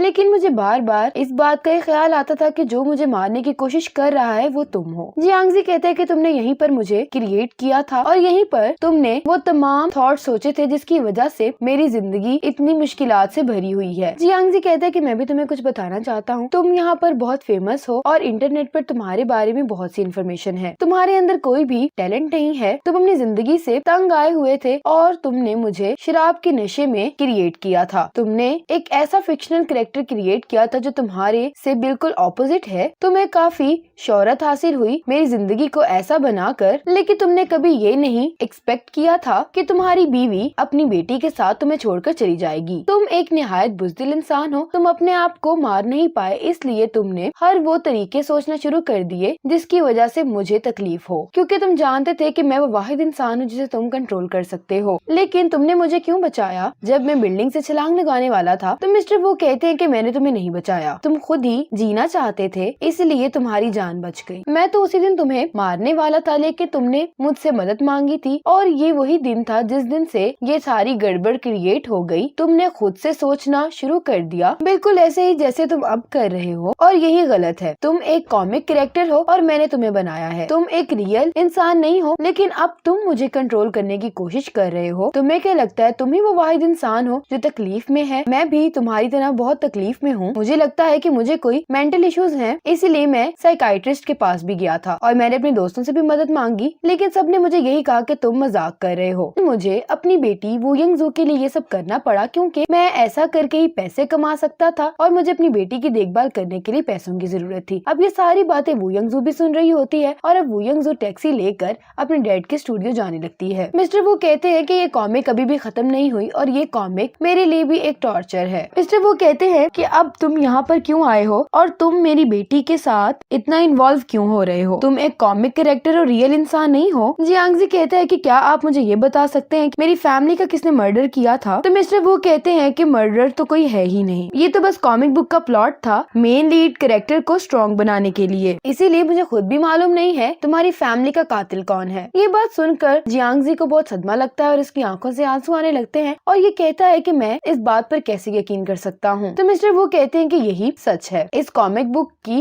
यही सेटिंग थी कि जब मेन लीड कैरेक्टर अपने फैमिली के कातिल को पकड़ लेगा तो ये कॉमिक बुक खत्म हो जाएगी। इस बात पर जियांगजी को बहुत गुस्सा आ जाता है और वो कहने लगता है कि 10 सालों से मैंने जो भी तकलीफें बर्दाश्त की हैं वो सिर्फ इस कॉमिक बुक का प्लॉट था। और फिर से जियांगजी अपनी गन मिस्टर वो पर तान लेता है। मिस्टर वो कहते हैं कि तुम मुझे शूट नहीं कर सकते हो क्योंकि यही तुम्हारी सेटिंग है, क्योंकि मैंने तुम्हें एक रहमदिल इंसान के तौर पर क्रिएट किया है और इसी वजह से रीडर्स तुम्हें इतना पसंद करते हैं। मिस्टर वो कहते हैं कि तुम्हें काफी गुस्सा होगा इसलिए तुम मुझे मार सकते हो, लेकिन मैं जानता हूँ कि तुम ऐसा नहीं करोगे। और इस बात पे मिस्टर वो हंसने लगते हैं और फिर जियांगजी स्टूडियो से बाहर निकलता है तो वो यंगजू भी वहाँ पर आ गई होती है। जियांगजी वो यंगजू को कहते हैं कि तुम जाकर अपने डैड को देखो, अगर वो लकी होंगे तो वो बच गए होंगे। वो यंगजू भाग कर अंदर जाती है। अगले दिन मिस्टर वो हॉस्पिटल में होते हैं। लू फैंग और वो यंगजू भी मिस्टर वो के पास ही होते हैं। इतने में डॉक्टर वो यंगजू के पास आती है और पूछती है कि तुम्हारे डैड को गोली कैसे लगी। तो वो यंगजू कहती है कि मुझे भी नहीं मालूम। तो डॉक्टर कहती है कि मुझे खुद इस बात की समझ नहीं आ रही, तुम्हारे डैड का जख्म लगता तो गन शूट के जख्म की तरह ही है, लेकिन हमें कहीं पर भी कोई बुलेट नहीं मिली, इसलिए हम ये फैसला नहीं कर पा रहे कि हमें पुलिस को कॉल करनी चाहिए या नहीं। तो वो यंगजू कहती है कि जब मेरे डैड उठ जाएंगे तब मैं इस बात का फैसला करूंगी कि हमें पुलिस को इन्फॉर्म करना है या नहीं। लू फैंग वो यंगजू से पूछता है कि जियांगजी यहाँ पर कैसे आया। तो वो यंगजू कहती है कि इस बात का तो मुझे भी नहीं मालूम। इतने में लू फैंग को एडिटर की कॉल आती है और वो लू फैंग को बताता है कि डब्ल्यू का न्यू चैप्टर इंटरनेट पर अपलोड हो गया है। और अब ये दोनों देखते हैं तो वाकई में ही ऐसा होता है। फिर हमें दिखाया जाता है कि स्टूडियो से निकलने के बाद जियांगजी सी साइड पर आ जाता है और जियांगजी अपने आप से कहने लगता है कि मेरे जिंदा रहने का अब क्या मकसद है, इसलिए जियांगजी पानी में छलांग लगाकर खुदकुशी कर लेता है। वो यंगजू और मिस्टर वू उसी रिवर पर खड़े होते हैं जहाँ से छलांग लगाकर जियांगजी ने खुदकुशी की थी। वो यंगजू अपने डैड से कहती है कि 1 महीना हो गया है, हमें जियांगजी को अब ढूंढना चाहिए। क्या जियांगजी कॉमिक बुक में वापस चला गया है? तो मिस्टर वो कहते हैं कि इस बारे में तो मुझे भी कुछ मालूम नहीं है। वो यंगजू अपने डैड से कहती है कि इस दुनिया में तो कॉमिक बुक खत्म हो गई है, तो फिर कॉमिक वर्ल्ड का क्या हुआ होगा? क्या वो भी खत्म हो गया होगा या अभी भी वहाँ पे लोग उसी तरह से अपनी जिंदगी गुजार रहे होंगे? तो मिस्टर वो कहते हैं कि वो यंगजू मुझे एक बात बताओ, क्या तुम भी बाकी रीडर्स की तरह चाहती हो कि मैं कुछ ड्रा करूँ ताकि जियांगजी वापस से जिंदगी की तरफ लौट आए? वो यंगजू कहती है कि नहीं, मैं ऐसा नहीं चाहती हूँ। मिस्टर वो कहते हैं कि मैंने एक दफा सोचा था जियांगजी को वापस जिंदगी की तरफ लाने का। मिस्टर वो कहते हैं कि जियांगजी तो एक शूटर है तो उसका निशाना काफी अच्छा है। मैंने उसे कहा था कि मुझे शूट करो, वो बड़ी आसानी से मुझे मार सकता था, लेकिन उसने जानबूझ के गलत निशाना लगाया और अगर मैं उसे शूट करने का ना कहता तो वो मुझे शूट भी ना करता, क्योंकि मैं जानता हूँ कि वो किस किस्म का इंसान है। इसलिए मेरे लिए कॉमिक बुक सिर्फ एक फिक्शन है,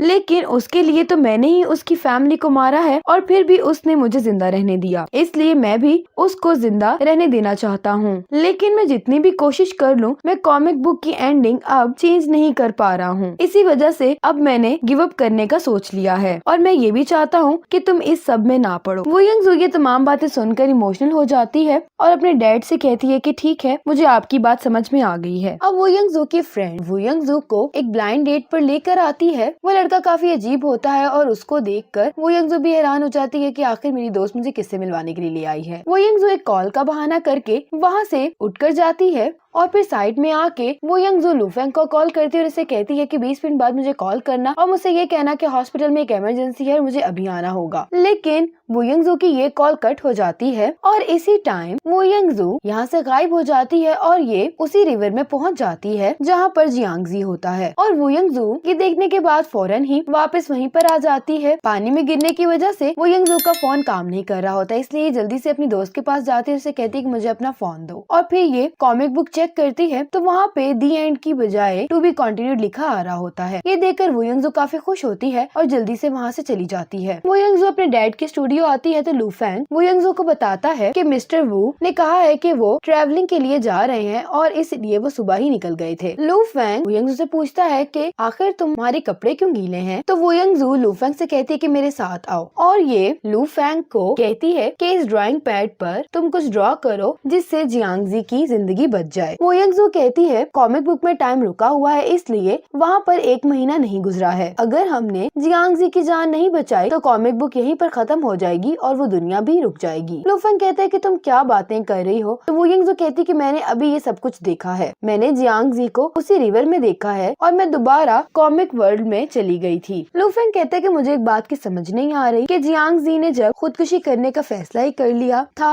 और अब कॉमिक बुक भी खत्म हो गई है तो फिर अब यहाँ पर टू बी कंटिन्यूड क्यों लिखा आ रहा है। तो वो यंगजू कहती है कि हो सकता है इसकी भी कोई वजह हो कि कॉमिक बुक यहाँ पर खत्म नहीं हो सकती। तो लूफेंग कहता है कि आखिर ऐसी क्या वजह होगी। और अब हमें यहाँ पर एक शख्स दिखाया जाता है जिसने ब्लैक हुडी पहनी होती है, लेकिन इस शख्स का कोई भी चेहरा नहीं होता है। लूफेंग कहते हैं कि मुझे अच्छे से याद है कि मिस्टर वू ने कहा था कि जियांगजी का चेहरा उन्होंने उस पिक्चर को देखकर बनाया है जो तुमने बचपन में ड्रॉ की थी। इसका मतलब ये हुआ कि असल में तुमने जियांगजी को क्रिएट किया है और ये भी हो सकता है कि अब तुम ही ड्रॉ करके जियांगजी की लाइफ बचा सकती हो। वो यंगजू कहती है लेकिन मैंने काफी अरसा हो गया है कभी कुछ ड्रॉ नहीं किया। तो लूफेंग कहता है कि फिर भी तुम्हें ट्राई करना चाहिए। और जैसे ही वो यंगजू ड्रॉ करना शुरू करती है तो पानी में जियांगजी की आंखें खुलती हैं और फिर अगले सीन में जियांगजी बेड पर होता है। सामने शेनशन खड़ी होती है और वो जियांगजी को होश में देखकर काफी खुश होती है और शेनशन इससे पूछती है कि आखिर तुम रिवर में क्यों थे। अब ये देखकर जियांगजी खुद भी हैरान होता है और वो शेनशन से पूछता है कि मैं यहाँ पर क्यों हूँ। तो शेनशन जियांगजी को बताती है कि किसी ने तुम्हारी जान बचाई है रिवर में से। शेनशन कहती है कि तुम तो वो यंगजू को मिलने के लिए गए थे लेकिन तुम वहाँ से ही गायब हो गए, मुझे असल बात बताओ कि हुआ क्या था। अब इतने में भागता हुआ जीचंग आता है और ये जियांगजी को बताता है कि वो यंगजू डिटेंशन सेंटर यानी कि जेल में वापस आ गई है। ये बात सुनकर जियांगजी काफी हैरान होता है। शेनशन कहती है कि इसका मतलब ये है कि वो यंगजू छुपी हुई थी। जियांगजी कहता है कि मुझे अभी वो यंगजू से मिलने के लिए जाना होगा और फौरन ही जियांगजी वो यंगजू से मिलने के लिए चला जाता है। वो यंगजू जियांगजी से कहती है कि क्या तुम ठीक हो और तुम मुझे ये बताओ कि तुमने आखिर अपने साथ ऐसा क्यों किया था, लेकिन मैं ये देखकर खुश हूँ कि तुम बिल्कुल ठीक हो। तो वो यंगजू जियांगजी को बताती है कि एक शख्स ने तुम्हें रिवर में छलांग लगाते हुए देख लिया था और उसी ने तुम्हारी जान बचाई है। फिर जियांगजी वो यंगजू से पूछता है कि तुम्हारे डैड कैसे हैं अब। तो वो यंगजू कहती है कि मेरे डैड अब रिकवर हो गए हैं, उन्होंने मुझे बताया है कि तुम उन्हें मारने नहीं वाले थे। तो जियांगजी कहते हैं कि इसका मतलब है कि तुम्हारे डैड ने मेरी जान बचाई है। तो वो यंगजू कहती है कि मैंने तुम्हारी जान बचाई है। वो यंगजू जियांगजी से कहती है कि तुम्हें अपनी जिंदगी में कोई और मकसद तलाश करना होगा और अगर तुम्हारे पास अभी कोई जिंदगी का मकसद नहीं है तो तुम्हें ये सोचना चाहिए कि तुम मुझे यहाँ से बाहर कैसे निकालोगे, लेकिन किसी लीगल तरीके से, ताकि पुलिस दोबारा मेरा पीछा ना करे। जियांगजी कहता है कि तुम्हें यहाँ से बाहर निकालना इतना भी आसान नहीं है। वो यंगजू कहती है कि मैं जानती हूँ कि ये मुश्किल है लेकिन फिर भी तुम्हें कोशिश करनी होगी मुझे यहाँ से बाहर निकालने की। विजिटिंग आवर्स खत्म हो जाते हैं इसलिए जियांगजी यहाँ से उठकर जाने लगता है। तो वो यंगजू कहती है कि अब से तुम मेरे डैड की क्रिएशन नहीं हो, तुम्हारी प्रीवियस लाइफ खत्म हो गई है, इसीलिए चलो अब हम मिलकर एक सीक्वल क्रिएट करते हैं। ये बात सुनकर जियांगजी हैरान होता है। तो वो यंगजू कहती है कि मैं अपने डैड से बहुत डिफरेंट हूँ। वो यंगजू कहती है कि मुझे रिवेंज बिल्कुल भी पसंद नहीं है, बल्कि मैं स्वीट लव स्टोरीज को ज्यादा प्रेफर करती हूँ। अब जियांगजी बाहर आता है तो ये जीचंग से कहता है कि हमें अभी लॉयर के पास जाना होगा। अब जियांगजी डिटेंशन सेंटर में वो यंगजू से मिलने के लिए आता है और ये जीचंग से कहता है कि तुम बाहर हमारा वेट करो। वो यंगजू कहती है कि तुम तो बहुत तेज निकले तुमने इतनी जल्दी हल निकाल लिया है मुझे यहाँ से बाहर निकालने का। जियांग जी काफी गुस्से में वू यंगजू से कहता है कि तुम आखिर अपने आप को क्या समझती हो? तुम्हें ये इख्तियार किसने दिया है कि तुम दूसरों की जिंदगी को अपनी मर्जी से कंट्रोल कर सकती हो? तुमने मुझे तब बचाने की कोशिश की जब मैं मरना चाहता था, और तुम्हारे डैड ने मुझे तब मारने की कोशिश की जब मैं जीना चाहता था। क्या तुम लोगों के लिए मेरी जिंदगी एक मजाक है? तुम लोगों को मेरी जिंदगी के साथ खेल कर मजा आता है? तो वू यंगजू कहती है कि ये तुम क्या कह रहे हो? जियांग जी कहता है कि तुम्हें एक स्वीट लव स्टोरी चाहिए तो तुम अपनी ख्वाहिश के लिए मेरी किस्मत को क्यों बदल रही हो? तुम मेरी दुनिया में तब आई जब तुम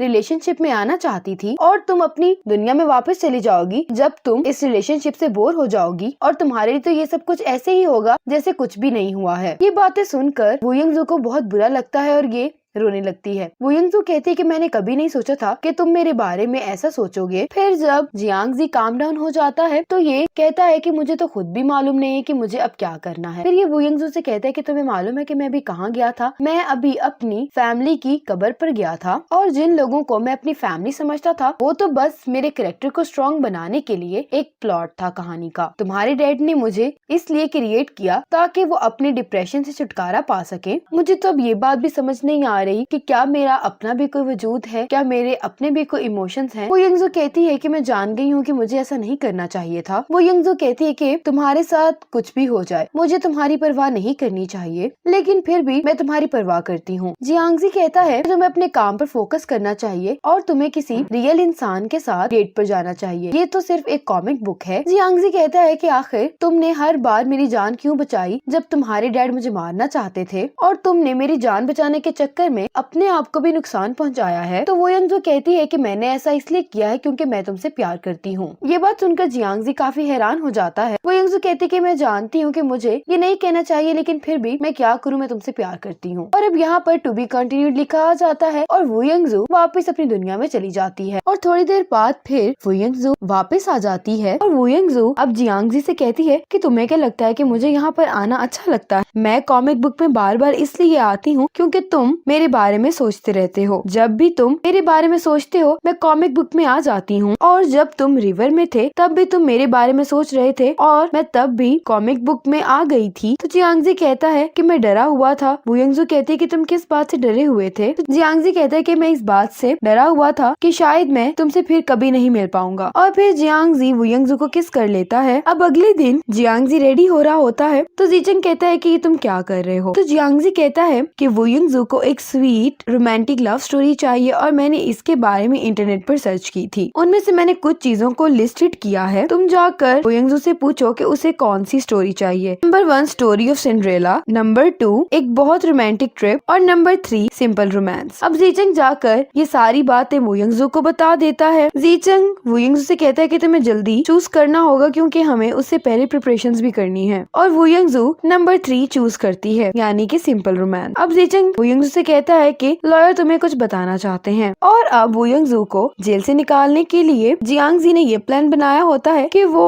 और वो यंगजू शादी कर लेंगे, और शादी का सुनकर वो यंगजू काफी हैरान हो जाती है। लॉयर वो यंगजू को बताता है कि जियांग जी ने ये प्लान बनाया है कि तुम दोनों ने अब्रॉड में शादी कर ली थी, इसी वजह से इस कंट्री के अंदर तुम लोगों की शादी का कोई भी रिकॉर्ड मौजूद नहीं है। तो वो यंगजू कहती है कि इसका मतलब है कि हम पब्लिक को ये बताएंगे कि हम पहले से शादीशुदा हैं। लॉयर वो यंगजू को बताता है कि हमें अभी तुम्हारी आइडेंटिटी को भी प्रूव करना है और पुलिस को ये स्टेटमेंट देनी है कि तुम यहाँ से भाग क्यों गई थी। लॉयर कहते हैं कि हम पुलिस को ये स्टेटमेंट देंगे कि तुम यहाँ से इसलिए भाग गई थी क्योंकि तुम्हें ये डर था कि तुम लोगों की जो ये सीक्रेट शादी है ये कहीं दुनिया के सामने ना आ जाए, और इसी वजह से तुमने पुलिस को स्टेटमेंट देने से इनकार कर दिया था। लॉयर कहता है कि तुम्हें सिर्फ इसके लिए पेपर पर साइन करने होंगे, बाकी सब कुछ मैं संभाल लूंगा। अब जियांग जी शेनशन के घर पर मौजूद होता है तो शेनशन जियांग जी से कहती है क्या तुम वाकई में वो यंगजू से शादी कर रहे हो? अभी तक तुम्हें उसकी आइडेंटिटी के बारे में भी कुछ मालूम नहीं है। तो जियांग जी कहते हैं तुम्हें इसके लिए परेशान होने की कोई भी जरूरत नहीं है, मुझे उसकी आइडेंटिटी के बारे में मालूम हो गया है और वो मुझे नुकसान पहुंचाना नहीं चाहती है। जियांग जी शेनशन से कहता है कि मुझे अब लगता है कि मैं अपनी फैमिली के कातिल को कभी भी नहीं ढूंढ पाऊंगा, इसलिए मैं वो काम नहीं करना चाहता जिसका मुझे कोई फायदा ना हो। जियांग जी कहते हैं कि बस तुम मुझे एक फेवर दे दो, तुम मुझसे इस सब की वजह मत पूछो। ये कहकर जियांग जी यहाँ से जाने लगता है तो शेनशन कहती है कि अब मेरा क्या होगा। तो जियांग जी शेनशन से कहता है कि मैंने हमेशा तुम्हें अपनी एक अच्छी दोस्त समझा है, ये ये कहकर जियांगजी यहाँ से चला जाता है। लेकिन ये बात सुनकर शेनशन को काफी दुख होता है। अब जैसे ही जियांगजी वुयिंगजू को जेल से घर लेकर आता है तो बाहर बहुत सारे रिपोर्टर्स जमा होते हैं, क्योंकि जियांगजी ने अपनी शादी की खबर पब्लिक में फैला दी होती है। जियांगजी गाड़ी से उतरता है और वुयिंगजू का हाथ पकड़कर मीडिया के सामने आ जाता है और कहता है कि मैं जानता हूँ कि आपके मन में बहुत सारे सवाल होंगे मेरी बीवी के बारे में। अब जियांगजी सबके सामने वुयिंगजू को एक बहुत खूबसूरत रिंग पहनाता है। वुयिंगजू जियांगजी से कहती कि क्या तुम किसी लड़की को डायमंड रिंग देने का मतलब जानते हो? तो जियांगजी कहता है कि जब भी कोई लड़का किसी लड़की को डायमंड रिंग देता है तो इसका मतलब ये होता है कि वो लड़की उसकी जिंदगी का प्यार है और ये हमारी एंगेजमेंट रिंग है। वुयिंगजू मुस्कुराने लगती है और फिर ये जियांगजी को अपनी रिंग दिखाते हुए कहती कि क्या ये खूबसूरत लग रही है। इस पर जियांगजी वुयिंगजू का हाथ पकड़ता है और उसको चूमता है। इसके बाद ये दोनों अंदर चले जाते हैं। जैसे ये दोनों घर के अंदर दाखिल होते हैं तो तमाम घर के सर्वेंट्स वुयिंगजू का वेलकम करने के लिए वहाँ पर मौजूद होते हैं। फिर ये दोनों अपने रूम में आ जाते हैं तो वुयिंगजू जियांगजी से कहती है कि तुम ये कह रहे हो कि मुझे तुम्हारे साथ इसी रूम में रहना होगा अब? तो जियांगजी कहते हैं कि अब तो हमारी शादी होगी, इसलिए हमें एक ही रूम शेयर करना पड़ेगा। इतने में एक सर्वेंट आ जाती है और ये वुयिंगजू से कहती है कि मैम अब आप शॉवर ले सकती हैं। जियांगजी वुयिंगजू के करीब आता है और उसके कान में कहता है कि मैं थोड़ी देर के लिए बाहर जा रहा हूँ, इसलिए तुम कुछ अरसे के लिए रेस्ट कर सकती हो। इसके जाने के बाद वुयिंगजू काफी मुस्कुराने लगती है क्योंकि इसे ये सब कुछ बहुत अच्छा लग रहा होता है। फिर वुयिंगजू अपनी रिंग देख कर कहने लगती है कि मुझे तो यकीन ही नहीं आ रहा कि वाकई में मेरी शादी हो गई है। वुयिंगजू कपड़े देख रही होती है वार्डरोब में। इतने में यहाँ पर जियांगजी आ जाता है। ये वुयिंगजू से कहता है कि मैंने सुना था कि तुम्हें एक सिंपल सी लव स्टोरी चाहिए। जियांगजी वुयिंगजू को देखकर मुस्कुरा रहा होता है तो वुयिंगजू कहती है कि तुम मुझे देखकर हंस क्यों रहे हो? तो जियांगजी कहता है कि मुझे तुम्हें देखकर खुशी होती है। वुयिंगजू कहती है कि तुम्हें ये कुछ ज्यादा नहीं लग रहा? मैंने तो तुम्हें एक स्वीट सी लव स्टोरी के लिए कहा था, शादी करने के लिए तो नहीं। जियांगजी कहता है कि हमारी स्वीट लव स्टोरी अब शुरू होगी, तुम 1 मिनट यहाँ पर मेरा इंतजार करो। जियांगजी वुयिंगजू का हाथ पकड़ता है और फिर ये दोनों काउच पर बैठ जाते हैं। जियांगजी वुयिंगजू से कहता है कि मुझे रोमांस के बारे में कुछ भी मालूम नहीं है, इसलिए मैंने अपनी कंपनी में काम करने वाली कुछ लेडीज से सिंपल रोमांस के बारे में पूछा था और उन्होंने मुझे ये किताब दे दी। उन्होंने मुझे कहा इस किताब में वो तमाम चीजें लिखी हुई हैं जो एक लड़की को पसंद आती हैं। और अब जियांगजी वुयिंगजू के बाल बांधने लगता है। वुयिंगजू हंस रही होती है और कहती है कि क्या तुम ये पहली बार कर रहे हो? तो जियांगजी कहता है कि हाँ, जाहिर सी बात है। जियांगजी वुयिंगजू से कहता है कि तुम्हें जो कुछ भी इस बुक में से करना पसंद है तुम उसको मार्क कर दो और फिर हम मिलकर वो सारी चीजें करेंगे। वुयिंगजू बहुत गौर से जियांगजी को देखने लगती है तो जियांगजी कहता है कि तुम मुझे ऐसे मत देखा करो क्योंकि इससे मैं हैरान हो जाऊंगा और तुम फिर से अपनी दुनिया में वापस चली जाओगी। जियांगजी वुयिंगजू से कहता है कि तुम मुझसे ये मत कहना कभी कि तुम मुझसे प्यार करती हो, क्योंकि मैं नहीं चाहता हूँ कि तुम मुझसे दूर चली जाओ। फिर जियांगजी वुयिंगजू को अपने कंधे से लगा लेता है और ये दोनों मिलकर ये बुक पढ़ने लगते हैं। अब हमें दिखाया जाता है कि वो हुडी वाला आदमी रास्ते में से जा रहा होता है तो एक आदमी की इसे टक्कर हो जाती है। ये आदमी काफी गुस्से में होता है, इसे कहता है कि तुम्हारी हिम्मत कैसे हुई मुझे मारने की। और जब ये देखता है तो इस आदमी का कोई चेहरा ही नहीं होता है। ये देखकर वो शख्स डर जाता है और साथ ही ये हुडी वाला आदमी उसका गला दबाने लगता है। इसके बाद ये दोनों अपने रूम में आते हैं तो जियांगजी वुयिंगजू को बेड पर धक्का देता है। जियांगजी वुयिंगजू को किस करने की कोशिश कर रहा होता है। वुयिंगजू को लगता है कि मुझे किस करने वाला है, इसलिए अपनी आंखें बंद कर लेती है, लेकिन जियांगजी सिर्फ इसको तंग कर रहा होता है और ये वुयिंगजू से कहता है कि तुम अपनी आंखें खोलो, मैं तुम्हारे साथ यहाँ पर ये बुक पढ़ना चाहता हूँ। अब बुक पढ़ते हुए जियांगजी वुयिंगजू के माथे पर किस कर देता है, फिर ये दोनों किस करने लगते हैं। लेकिन यहाँ पर जियांगजी का एक गार्ड आ जाता है तो जियांगजी इससे कहता है कि क्या तुम नॉक करके नहीं आ सकते हो? तो गार्ड कहता है कि बस मुझे अभी आदत नहीं हुई कि आपकी शादी हो गई है, मैं आइंदा से ख्याल रखूंगा। तो ये गार्ड जियांगजी को बताता है कि जीचंग आपसे बात करना चाहता है। अब इस वजह से वुयिंगजू काफी एम्बैरस फील कर रही होती है। जियांगजी वुयिंगजू से कहता है कि मैं भी थोड़ी देर तक वापस आता हूँ, तुम तब तक ये बुक पढ़ो। और फिर जियांगजी वुयिंगजू के माथे पर किस करके यहाँ से चला जाता है। वुयिंगजू इस सब से काफी खुश हो रही होती है। अब यहाँ पर जियांगजी को एक अननोन नंबर से कॉल आती है। कॉल पर बोलने वाला शख्स जियांगजी से कहता है कि तुम कहाँ पर हो और तुम अभी तक जिंदा कैसे हो। इतने में जीचंग आ जाता है। वो जियांगजी से कहता है कि क्या हुआ है। तो जियांगजी जीचंग से कहता है कि तुम्हें मेरे लिए इस नंबर को ट्रेस करना होगा। फिर जियांगजी कहता है कि तुम्हें मुझसे क्या बात करनी थी। फिर जीचंग जियांगजी को एक रेजिग्नेशन लेटर देता है और कहता है कि ये शेनशन ने तुम्हें मुझे देने के लिए कहा है। तो जियांगजी कहता है कि तुम परेशान मत हो, कुछ देर बाद मैं उसे खुद ही देखने के लिए चला जाऊंगा। जीचंग कहता है कि मैं तुम्हें एक बात बताना चाहता हूँ, जब शेनशन मुझे ये रेजिग्नेशन लेटर दे रही थी तो मुझे शेनशन का हाथ गायब होता हुआ दिखाई दिया था। जीचंग कहता है कि मैं जानता हूँ कि ये सुनने में अजीब लग रहा है, लेकिन मैंने वाकई में ही ऐसा देखा है। ये बात सुनने के बाद जियांगजी भी हैरत में पड़ जाता है कि आखिर ये क्या हो रहा है। फिर जब जियांगजी कमरे में आता है तो वो यंगजू सो चुकी होती है। ये वो यंगजू को प्यार से देखने लगता है और इतने में ही उसी अननोन नंबर से